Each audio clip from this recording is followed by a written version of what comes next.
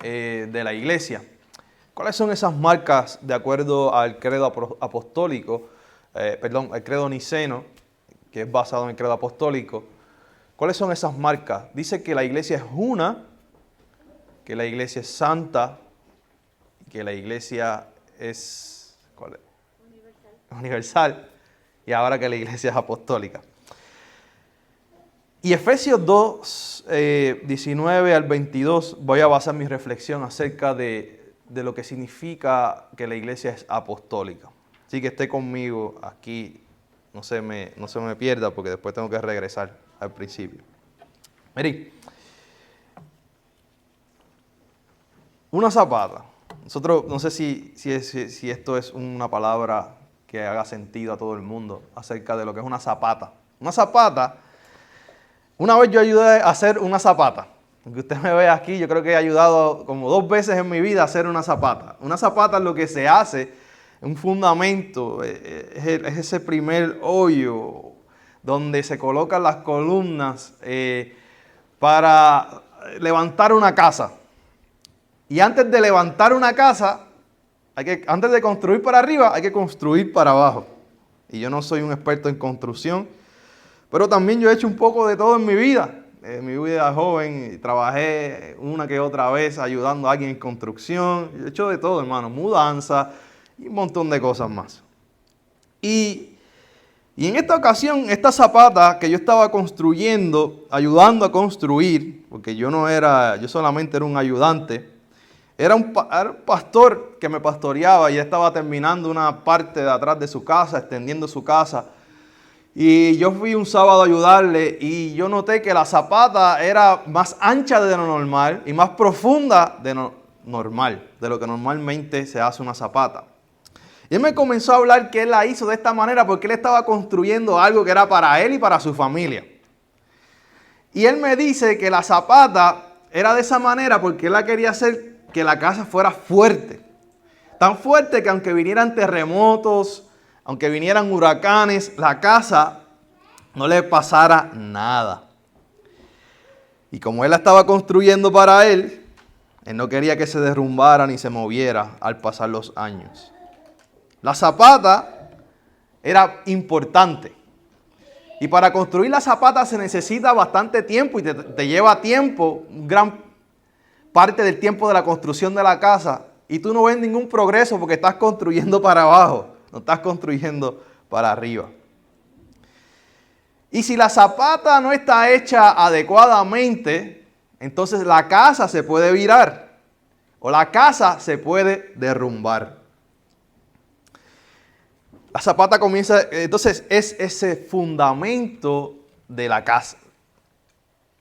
Ahora bien, más o menos así luce, ¿verdad? Cuando la zapata está terminada, ese fundamento que va a sostener la estructura, cualquier estructura que se le levante hacia arriba. De eso se trata también la iglesia. La iglesia tiene una zapata. ¿Cuál es la zapata de la iglesia de acuerdo a la Biblia, especialmente con Efesios 2, 19 al 22? Él dice, así que ya no sois extranjeros ni advenedizos, sino conciudadanos de los santos y miembros de la familia de Dios. Edificados sobre el fundamento, ¿de quién? De los apóstoles y profetas, siendo la principal piedra de ángulo Jesucristo mismo. ¿Sabe que Jesucristo es esa piedra principal y los apóstoles y profetas se convierten en ese fundamento? Y Pablo dice aquí, en quien todo el edificio bien coordinado va creciendo para ser un templo santo en el Señor, en quien vosotros también sois juntamente edificados para morada de Dios en el Espíritu. La piedra angular es Jesucristo, el fundamento son los apóstoles que estuvieron con Jesús, incluyendo a Pablo, porque Pablo dice, yo también tuve una experiencia personal que vi a Jesús, visiones con Jesús.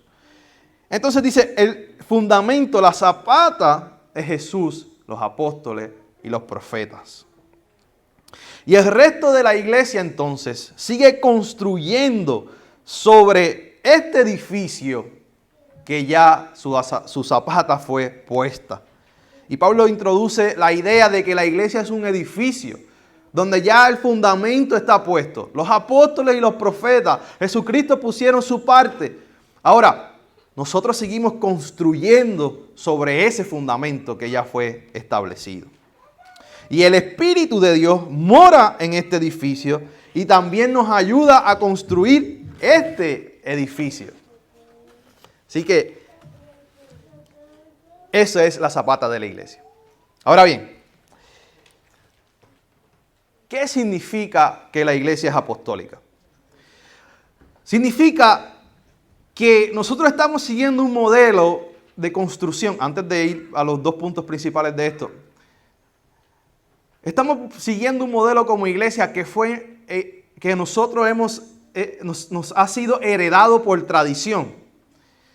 Donde ya Jesucristo, sabemos que Él puso ese fundamento principal, donde Él es la figura principal. Luego los apóstoles y los discípulos y profetas que estuvieron con Jesús comenzaron a interpretar a Jesús y sus enseñanzas y a pasar sus enseñanzas. Y eso entonces, esa enseñanza apostólica pasa de generación en generación, de discípulo en discípulo, hasta llegar a nosotros y nosotras en el día de hoy. Así que, ¿qué significa que la iglesia es apostólica? Número 1, la iglesia es la comunidad de los apóstoles. Los apóstoles de Jesús específicamente, los que le vieron, caminaron con él, y Pablo, fueron los que colocaron esa zapata de la iglesia. Juan mismo, uno de los discípulos que estuvo con Jesús, dice en primera de Juan 1, del 1 al 4, dice, lo que era desde el principio, lo que hemos oído, está diciendo él, lo que hemos visto con nuestros ojos, está diciendo Juan, en primera de Juan, lo que hemos contemplado y palparon nuestras manos tocante al verbo de vida, quiere decir a Jesús, porque la vida fue manifestada y la hemos visto y testificado y nos anunciamos la vida eterna, la cual estaba en el Padre y se nos manifestó. Lo que hemos visto y oído, eso os anunciamos, para que vosotros también tengáis comunión con nosotros. Y nuestra comunión verdaderamente es con el Padre y con su Hijo Jesucristo. Estas cosas os escribo para que vuestro gozo sea cumplido. Así que lo que significa que la iglesia es apostólica es que la iglesia participa de esa comunidad de apóstoles. Es que esa enseñanza de lo que ellos vieron y escucharon, que después Juan dice, no solamente la vi y la escuché, sino también se las escribo a ustedes, para que ustedes sepan lo que enseñó nuestro Maestro, nuestro Señor y Salvador. Para que ustedes sepan qué es lo que Él demanda de nosotros como discípulos. Para que ustedes conozcan sus enseñanzas y las pasen de generación en generación. Eso es lo primero que significa que la iglesia es apostólica. La identidad de la iglesia desde el principio ha sido fundamentada en el testimonio de la palabra encarnada que es Cristo Jesús. La iglesia respeta la autoridad apostólica. Es por eso que la iglesia sigue la tradición apostólica. Ejemplo de esto, las escrituras, los evangelios, las cartas fueron productos apostólicos de apóstoles, profetas, evangelistas que escribieron acerca de Jesús. Y la iglesia entonces heredó todo eso y tenemos hoy las escrituras. Eso significa que la iglesia es apostólica. Los apóstoles nos pasaron la tradición de Jesús. ¿Quién fue Jesús y qué enseñó Jesús? A ellos y ellas Jesús les dio autoridad, que luego esa autoridad ellos la pasan a sus discípulos y después a los discípulos de sus discípulos y a los discípulos de sus discípulos hasta que llega a nosotros hoy la iglesia esta autoridad. Y esto es lo que nos lleva a nuestro segundo punto. También significa, la apostolicidad de la iglesia significa que la iglesia es enviada. No solamente que participamos de la comunidad de los apóstoles y que estamos mezclados, ¿verdad?, a estas enseñanzas que se han pasado de generación en generación, sino que la iglesia es enviada. La iglesia tiene una función apostólica. Tú y yo tenemos una función apostólica.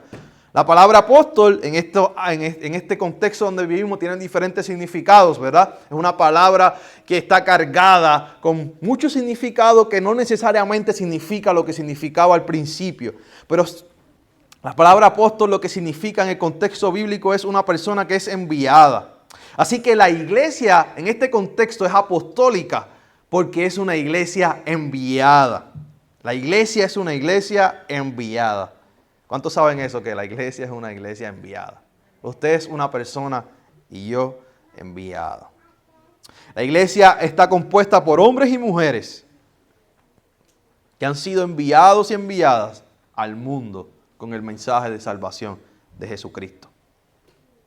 Mateos 28 y 19 dice, Jesús dijo, vayan y hagan discípulos a todas las naciones. ¿Verdad? Eso es la misión de Jesús, que ha sido pasada a nosotros y nosotras como creyentes. Afirmar que la iglesia es apostólica es decir que la iglesia también es misionera. Y nuevamente yo les he enseñado a ustedes que cuando hablamos de ser misionero no significa de ir a un país, a África, a volver a nuestros países, a Latinoamérica, o ir bien lejos en cualquier parte del mundo, sino que donde tú te encuentras, donde tú estás, tú puedes ser un misionero o misionera, o un apóstol o apóstola, una persona enviada por Dios. La tarea de la iglesia es la tarea de los apóstoles, que es evangelizar o testificar. A mí me gusta más la palabra testificar porque la palabra testificar abarca más. Testificar es un término más grande. Bajo testificar está evangelizar, hacer misiones, proclamación, discipulado, muchas cosas. El querigma, entre otras cosas. En Marcos 13:10 dice, y es necesario que el evangelio sea predicado a todas las naciones. Por eso es que la iglesia es apostólica, porque esta misión fue dada a los discípulos de Jesús y por lo tanto a nosotros, la iglesia de hoy. Esta es la responsabilidad de la iglesia, llevar las buenas nuevas de salvación, hablar acerca de Jesús, el Salvador del mundo. ¿Están conmigo hasta aquí? Voy a ir apretando ahora, no se asusten, voy a ir ajustando ahora y hacer unas cuantas implicaciones prácticas y críticas a nuestro contexto. Entonces, la pregunta es, pastor, ya hablamos lo que significa ser una iglesia apostólica. Hablamos de la zapata, hablamos del zapato, no, de zapato no, de la zapata. Hablamos de Efesios un poco, hablamos de que ser apostólica significa seguir la tradición de los apóstoles, participar de esa comunidad, de esas enseñanzas. También la iglesia es enviada. Ahora, ¿cómo aplicamos esto? ¿O cómo cultivamos la apostolicidad de la iglesia hoy? Tengo algunos puntos que quiero hablar. Número 1, siendo una iglesia misional. Una iglesia misional significa, que participamos, que somos una iglesia que lleva la misión de Dios al mundo, donde la gente se encuentra, trabaja, vive, va a la escuela y hace compras. Significa una iglesia misional, una iglesia apostólica, una iglesia enviada. La discusión de la iglesia misional se trajo a Estados Unidos y se ha escrito libros acerca de Missional Church. Usted puede encontrar con esta idea de iglesia misional que vino con Leslie Newbegin y después otras personas siguieron hablando como Dara Guller y entre otros de lo que es la iglesia misional en Estados Unidos. Él notó algo. ¿Por qué se habla de la iglesia misional? ¿Y por qué yo le incluyo aquí la importancia de ser una iglesia misional? Porque cuando ellos miraron alrededor de los Estados Unidos, en el contexto donde usted y yo vivimos hoy, ¿verdad? Algunos llevan viviendo bastantes años, más años que yo aquí, en esta tierra. En este contexto donde vivimos hoy, la iglesia se había enfocado en el modelo de construir grandes templos, bellos lugares, comodísimos para la gente. Y es lo que ellos llaman, la iglesia se convirtió en una iglesia atraccional, donde la única manera y el único lugar donde se predica el evangelio era en el contexto del templo. Y viene Leslie Newbegin y otra gente comenzaron a decir, no, la iglesia no es una iglesia de estar encerrada en un templo, la iglesia es una iglesia misional, es una iglesia apostólica, es una iglesia que tiene que estar en el mundo y hablar acerca de Jesús en el mundo donde se encuentra. Ellos dijeron, ¿dónde la gente vive la mayor parte de su tiempo? ¿En dónde pasa la mayor parte de su tiempo? ¿En dónde? En el trabajo, en la escuela, afuera de su casa. Solamente van al templo 1 o 2 veces o 3 veces a la semana. Por eso hay que introducir en la mente del creyente de que cada uno es un misionero donde ellos y ellas se encuentran, interactúan, trabajan y viven. ¿Están conmigo? Así que la iglesia, siendo una iglesia misionera con esta mentalidad de que donde yo me encuentro, donde yo desarrollo mi vida, donde yo trabajo, ese es mi campo. Con mi familia, en mis reuniones familiares, ese es mi campo misionero. Yo llevo a Cristo donde ellos se encuentran. La iglesia encarna a Cristo en el mundo donde lo vive. La iglesia debe servir y amar a los demás donde ellos se encuentran, donde ustedes se encuentran. Desde ahí tú sirves y amas a los demás. Ese es tu campo misionero. Tú eres la iglesia, no el edificio. El edificio es el templo. Pero tú y yo somos la iglesia. Así que si queremos seguir cultivando esta idea de la apostolicidad de la iglesia, que se trata acerca de que la iglesia es enviada y al mismo tiempo de que pasamos la tradición de Jesucristo, lo que hemos recibido a los demás, tenemos que ser una iglesia misional. Porque si usted mira a su alrededor, no hay personas que quizás no hay ningún inconverso aquí. Pero donde usted trabaja, donde usted vive, en su familia, hay personas que quizás necesiten escuchar estas buenas nuevas de salvación. ¿Están conmigo? Ok. Ahora bien, número 2. ¿Cómo cultivamos la apostolicidad de la iglesia hoy? Siendo una iglesia donde todos y todas son sacerdotes o sacerdotisas. Pastor, ¿pero qué usted está diciendo aquí? Eso me huele a mí, a catolicismo. No estoy diciendo eso. La Biblia habla en Pedro de que uno de los versículos que hablamos de que somos sacerdotes de Jesucristo, ¿verdad? En Primera de Pedro. Y yo creo que hace varias semanas hablé acerca de eso. La iglesia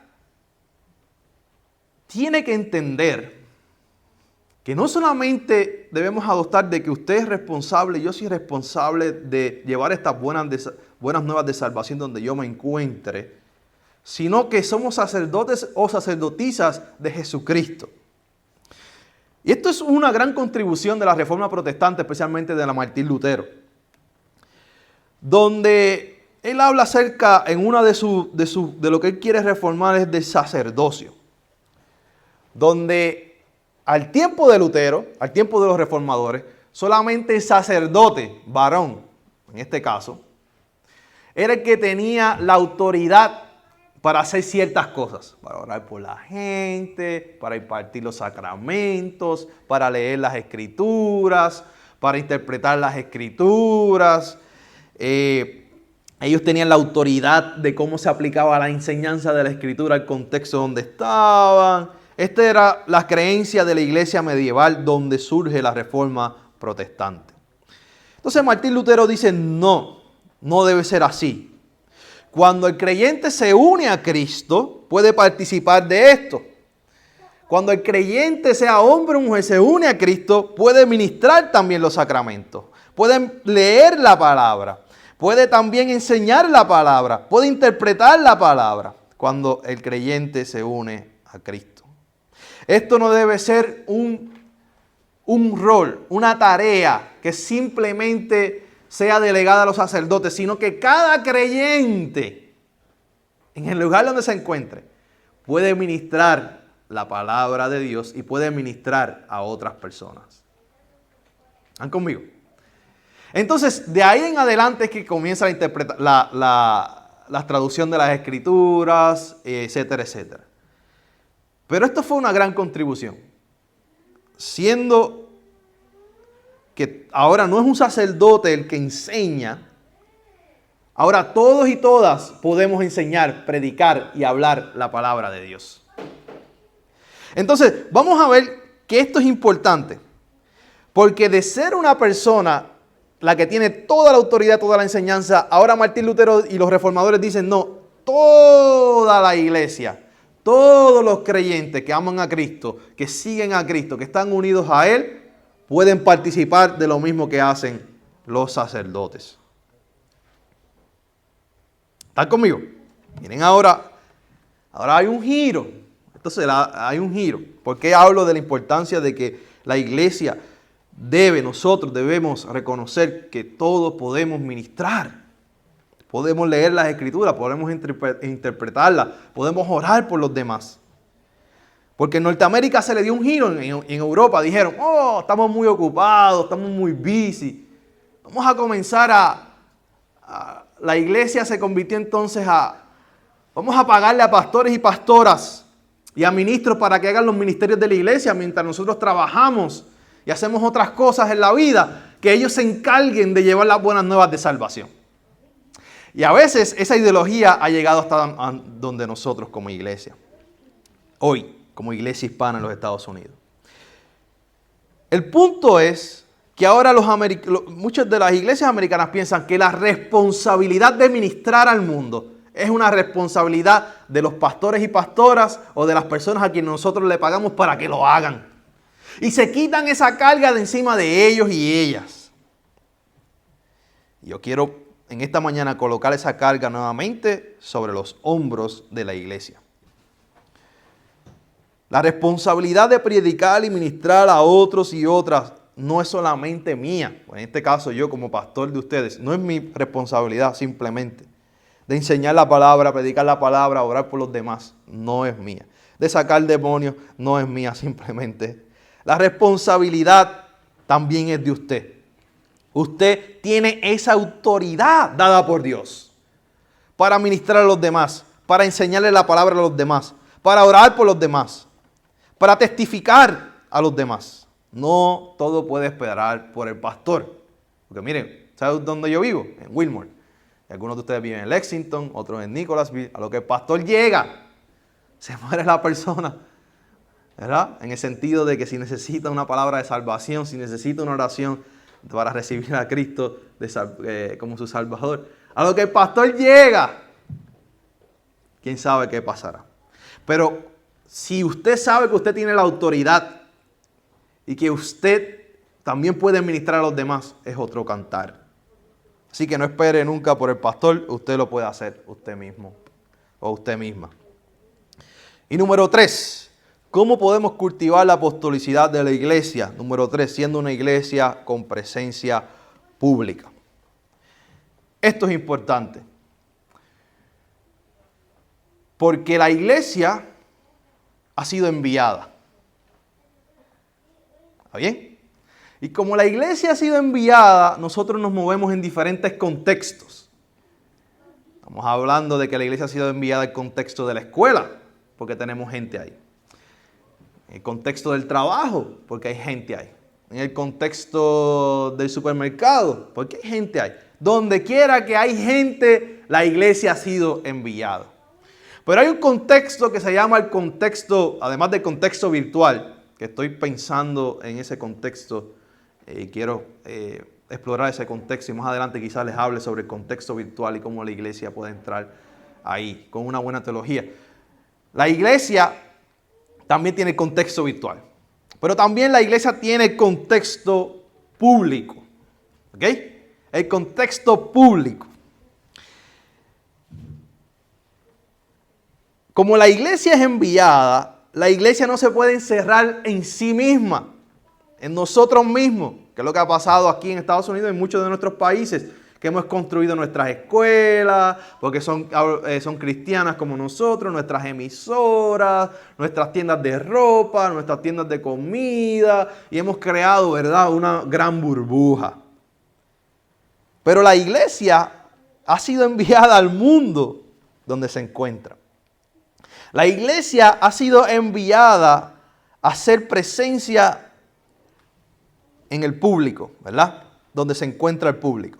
A ofrecer soluciones a los problemas sociales. A estar presente en la sociedad. Mire, agárrese conmigo que lo estoy llevando por un camino.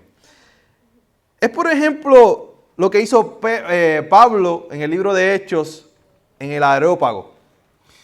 El Areópago era un lugar donde se presentaban las ideas, donde estaban los diferentes dioses, las diferentes filosofías, y allí hablaban. Y Pablo encontró una inscripción del Dios no conocido.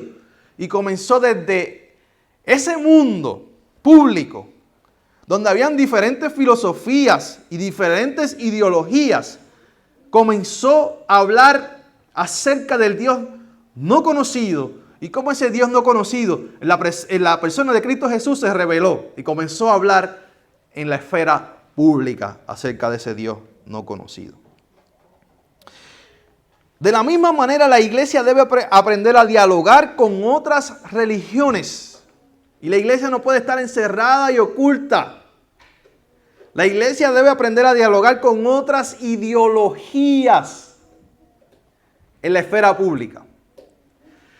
Pero la iglesia se debe hacer presente en ese lugar. Y no debe tener miedo en dialogar con otras ideologías, con otras filosofías, con otras personas que piensan diferente a ti y a mí. Por ejemplo, aquellos que son de Puerto Rico, yo llevo siguiendo de cerca en estos días, hay un asunto en el Senado que hubieron vistas públicas acerca de las terapias de conversión.